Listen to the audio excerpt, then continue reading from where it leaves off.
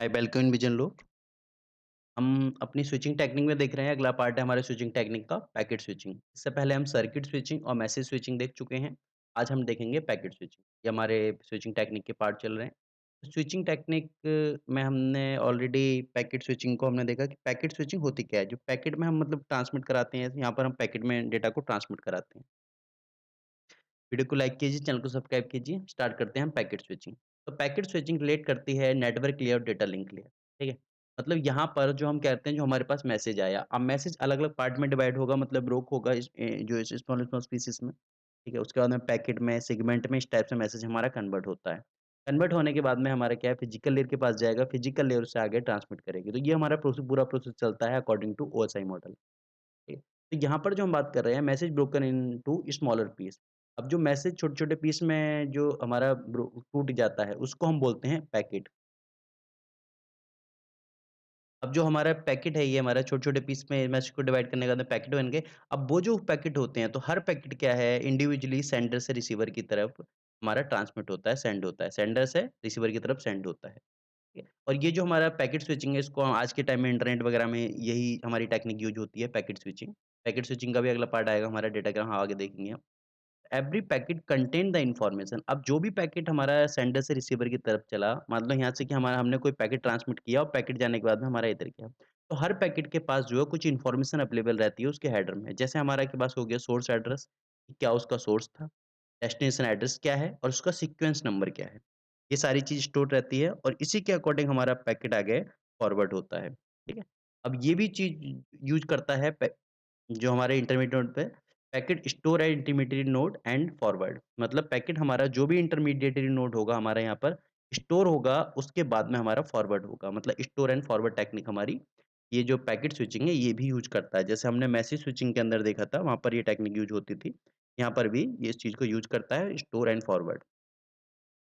तो हमारा जैसे कोई हमने मैसेज ट्रांसमिट किया, मैसेज में हमारे क्या करे जो हेडर में हमारा एक तो एड्रेस बता दिया, एक डेस्टिनेशन एड्रेस हो गया, एक सीक्वेंस नंबर हो गया। अब सीक्वेंस नंबर इसलिए रखा जाता है क्योंकि यहाँ हमारा जो मैसेज था वो स्मॉल पीसेस में डिवाइड हुआ जिसको हमने पैकेट बोला।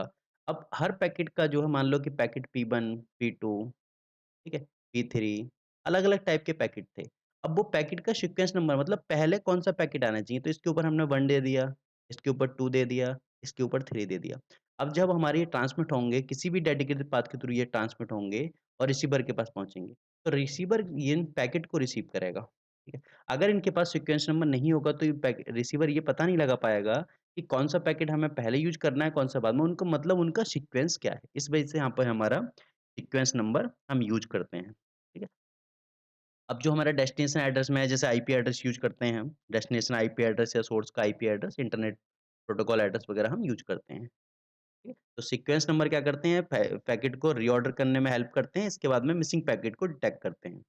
ये सीक्वेंस नंबर से हम क्या करते हैं, एक तो हम जो पैकेट हमारे ट्रांसमिट हुए हैं उसमें उनको रीऑर्डर दोबारा ऑर्डर में लगाने के लिए यूज़ करते हैं और अगर कोई पैकेट मिस हो जाता है, तो हमें उसमें पता रहता है कि हमारा कौन-से नंबर का पैकेट हमारा मिस हुआ है, किस सीक्वेंस नंबर का। इसके बाद में एक्नॉलेजमेंट भी इसमें होता है, ठीक है? सीक्वेंस नंबर की हेल्प से एक्नॉलेजमेंट पता चल जाता है हमारा। जो हमारा रिसीव हुआ उसका एक्नॉलेजमेंट हमें रिसीव मिल गया कि वो पैकेट हमें रिसीव हो गया, मतलब वो पैकेट सही जगह पहुँच गया हमारा या नहीं पहुँचा है, ठीक है?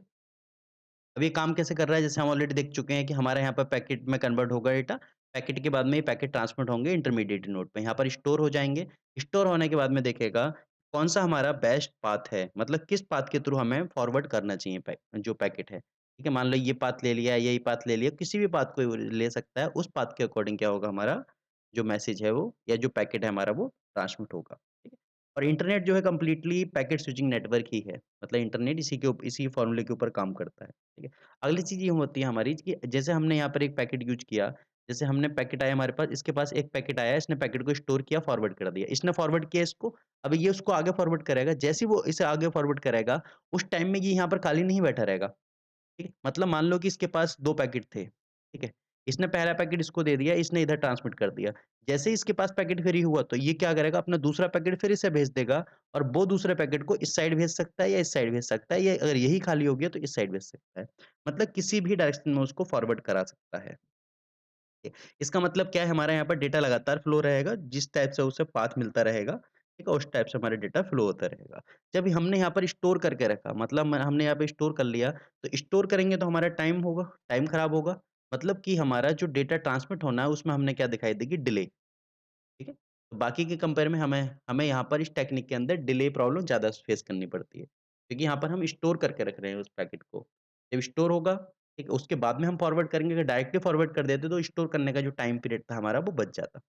अब 2 अप्रोच इसके पैकेट स्विचिंग के यूज़ होते हैं हमारे। पहला हमारा है डेटाग्राम अप्रोच और दूसरा है हमारा वर्चुअल सर्किट अप्रोच।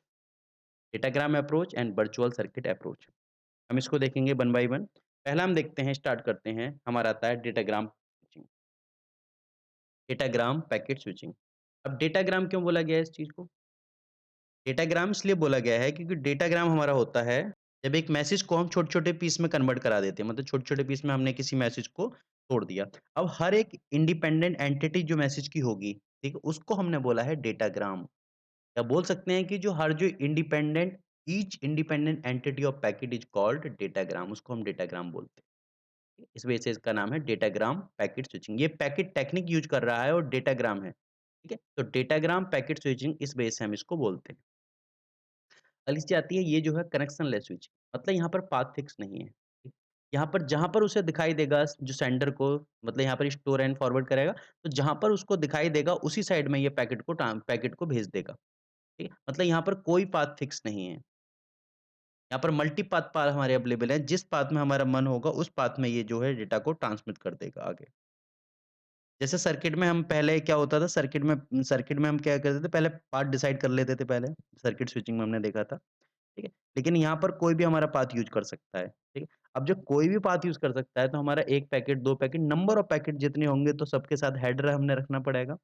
अब हेडर जब हमें रखना पड़ेगा तो नंबर ऑफ हेडर, तो हेडर हमारे यहाँ पर ज़्यादा हो जाते हैं, ये भी इसमें प्रॉब्लम आती है, ठीक है? अगली चीज़ हमारी ये होगी, हर डेटाग्राम के लिए हमें डेस्टिनेशन एड्रेस अलग से देना पड़ेगा। तो जो हमारे पास डेटाग्राम है, मतलब each packet contain the destination information and switch use this information to forward the packet to correct destination. अब उसके पास जो डेस्टिनेशन एड्रेस है, मतलब डेस्टिनेशन का आईपी एड्रेस है, उसको उसके पास उस चीज़ की डिटेल अवेलेबल होगी और उसी के अकॉर्डिंग वो उसको करेक्ट डेस्टिनेशन पे उसको फॉरवर्ड करा देगा, उसकी जो डेस्टिनेशन एड्रेस के अकॉर्डिंग। अगली चीज़ हमारी इंटरमीडिएट नोड जो काम करते हैं, वो काम करते हैं routing decision to forward the packet. अब यहाँ पर उसने स्टोर करके रख लिया, उसके बाद में फॉरवर्ड करेगा तो राउटिंग, ठीक है? जो उसे बेस्ट पाथ दिखाई देगा उसमें क्या करेगा, जैसे राउटर यूज़ करते हैं हम, ठीक? उसी तरह से क्या करेगा, जो इंटरमीडिएटरी नोड है वो उस चीज़ में डिसीजन लेगा, राउटिंग डिसीजन के यहाँ पर, पैकेट को फॉरवर्ड कराने के लिए। जैसे हमने यहाँ पर देखा, यहाँ से हमने डेटा ट्रांसमिट किया, अब यहाँ से कोई भी हमारा पैकेट ट्रांसमिट हो रहा है यहाँ पर। अब पैकेट के साथ हमारा डेस्टिनेशन एड्रेस अवेलेबल है, सीक्वेंस नंबर वगैरह सब अवेलेबल रहेगा। तो हमने क्या किया, यहाँ पर हमने पाथ भेज दिया, यहाँ पर हमने पैकेट अलग-अलग पैकेट को हमने अलग-अलग पाथ के थ्रू ट्रांसमिट करा दिया। लेकिन वो पैकेट एक ही डेटा को हमने स्मॉल पीस में ब्रोक किया है, ठीक है? उसके अनुरोध करने के बाद में हमने रिसीवर के पास डेटा को ट्रांसमिट किया है।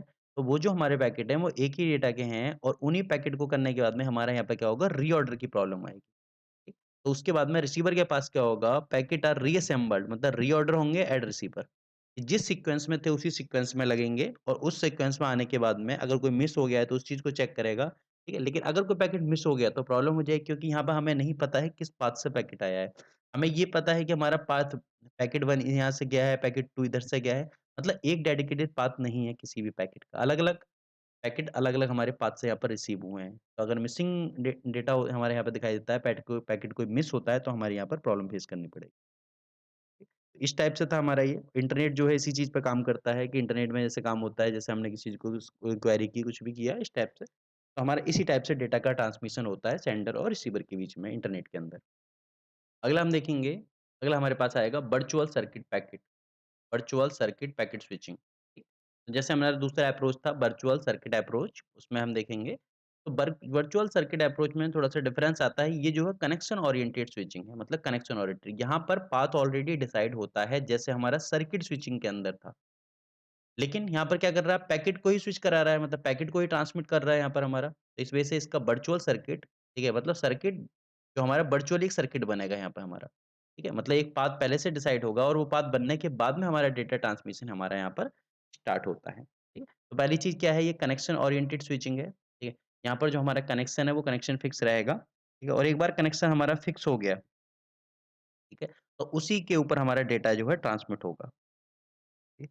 तो इसका मतलब क्या है हमारा इसमें? पूरे मैसेज के लिए हमारा एक ही पाथ रहेगा। मतलब मान लो कि हमने ये पाथ डिसाइड कर लिया तो इस पाथ में हमारा ये रहेगा। इस पाथ में हमारे इस साइड कोई पैकेट नहीं आएगा। ठीक है? अगर हमने ये डिसाइड कर लिया तो यहाँ पर आएगा और ये डिसाइड कर लिया तो हमारा इस साइड मैसेज आएगा। ठीक है? जहाँ भी हम डिसाइड कर लेंगे वहीं हमारा मैसेज जाएगा। तो पूरे मैसेज के लिए एक ही पाथ रहेगा जैसे हमारा सर्किट स्विचिंग के अंदर था।